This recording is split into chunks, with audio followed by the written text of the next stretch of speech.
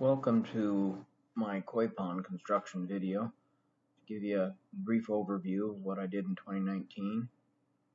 First, I tried mapping out where the pond would go, and I decided an aerial view would be better. Then I started designing the pond, PowerPoint, electrical, mechanical, decided to put lily ponds in, try to protect the lilies and keep the koi safe from being in a shallow area. But that didn't work too good. As you see, this guy was in the lily pond and he just easily goes back and forth in an inch of water. Here we go. Yeah, great plan. Fantastic. Anyway, designing some of the details of the gunite, steel, forming. I did all the plumbing myself. And then trying to convince people how it's supposed to look, I decided a clay model would work really well, and it did. It helped the bulldozer, backhoe guys, it helped the plasters, it helped everybody understand what I was trying to do. And I could change it real easy as I got better ideas. Once I dug the thing out from a spray paint model, I formed it. So essentially cleaned it up, expanded it, did a lot of work with electric shovel, and then I had to form the outline of the thing. You have to have the outline formed to set the water levels and skimmer levels and all of that sort of stuff. Also, the steel and plaster and gunite people won't give you a quote unless you have a good form for the entire outline of the thing. They use the perimeter.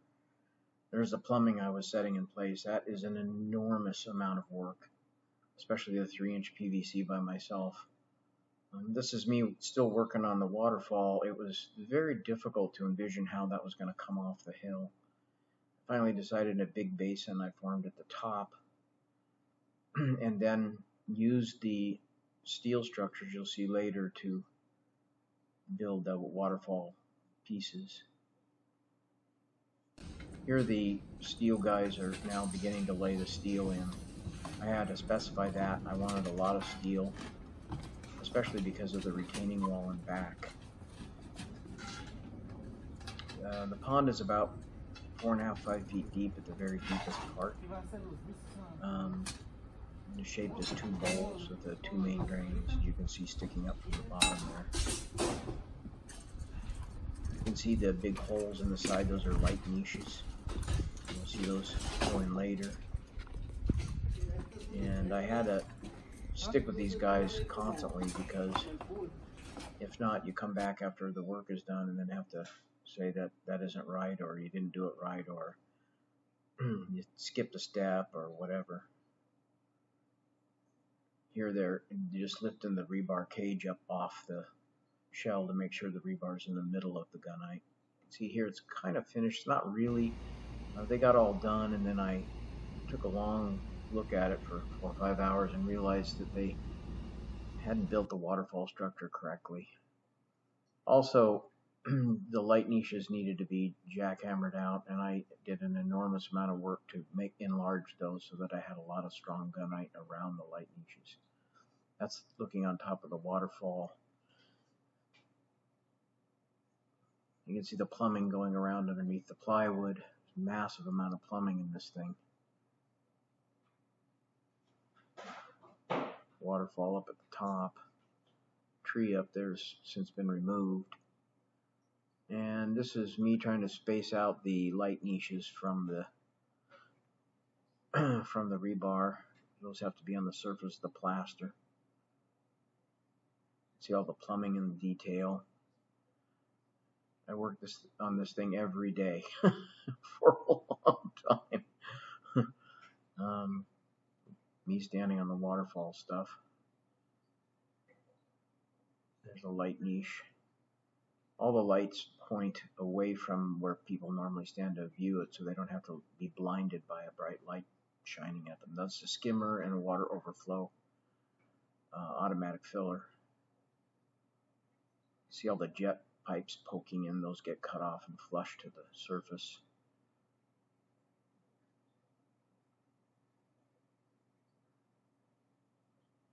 A lot of detail in the whole thing. the lily ponds. The lily ponds had small little LED lights in them, which are adequate, balance out the light at night. The waterfall plumbing, the air line going down into the bottom.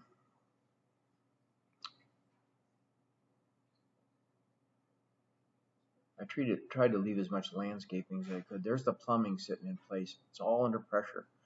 So when the steel guys and the gunite guys are starting here working, I could monitor the pressure gauges to see if anything got broken by being stepped on or cracked or a pipe dragged across something or whatever that would cause the plumbing to be defunct from the get-go. And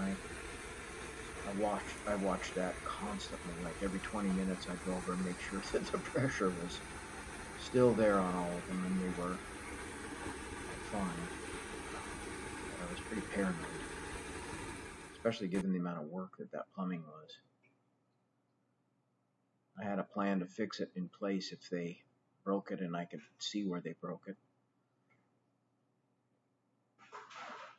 These gunite guys, it looks easy, but it's an enormous amount of work, and that guy shooting it always weighs about 250 to 300 pounds.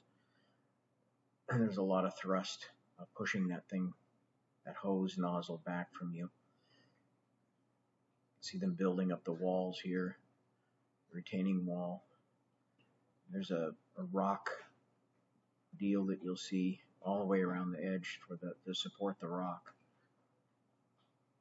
And that's the skimmer and one of the autofill overflow devices there.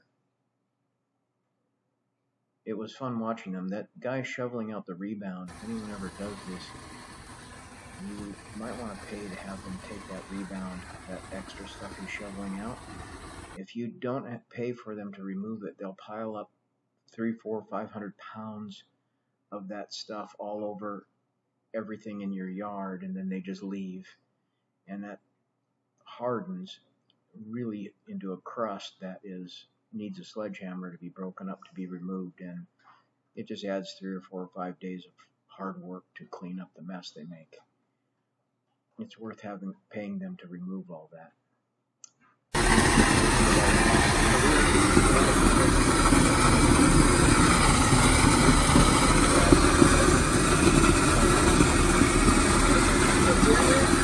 With a scraper, you can see it. I try to tell them this isn't a swimming pool, it's a pond, and everything's supposed to be rounded and natural, more natural looking. It was hard. They had their own preconceived ideas of how it's supposed to look. The clay model did help, though, I will say that. And it's kind of fun to do, too. See the guys now putting the finishing touches on it, shaping it out. You can see the rounded corner in that lily pond finally, after 2 or 3 tries. There they're setting the level using a laser. Make sure that the water level on the rock is level all the way around. In a water holding structure, the water will tell you immediately if the thing is not right. So a lot of attention has to be paid to that. Skimmer height is critical. There's your lily pond, and then the one at the other end, which is too small, by the way. Way too small. I should have made this pond bigger. Here's the finished gunite. All the pipes still sticking out. I have to trim those off after the plasters are done. See the waterfall. You can see where they're going to lay all the rock, and it has to stay like this for 2 weeks. There's a couple of the guys who did the rock work. Great guys, fantastic guys, but this is where they first understood that this rock is going to be laying horizontally, not vertically like you'd do a fireplace or something. And they were like, oh no, it's an enormous amount of rock. It took 8.5 tons of rock from what you see in the finished pond. It's 8.5 tons. Many pallets.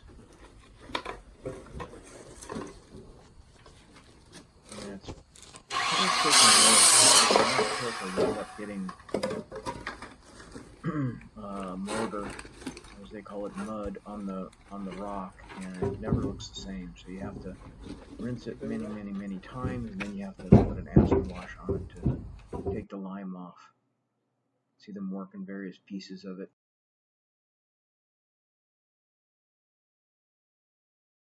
Here it is at night.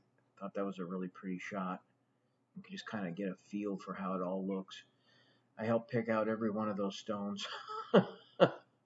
Sometimes I made them move them. There's both the conduit and the water plumbing.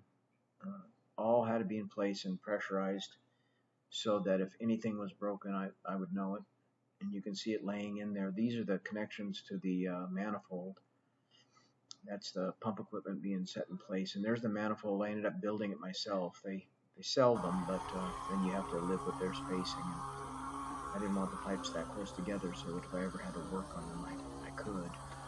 A lot of people lay the pipes within either touching, for 20 feet, and that's just not good. The plastering guys here, it's a black plaster, not fancy, just an old-fashioned black plaster. There's all kinds of new technologies you can get, none of which will work very well in a pond, and they don't make much difference because it's all going to get an algae coating on it anyway, as everyone knows. Thing sticking up out of the bottom down there is the air line. The lily ponds have multiple ways of draining and filling, but they are connected to the main pond. The reason for that is the pond is used as an irrigation reservoir.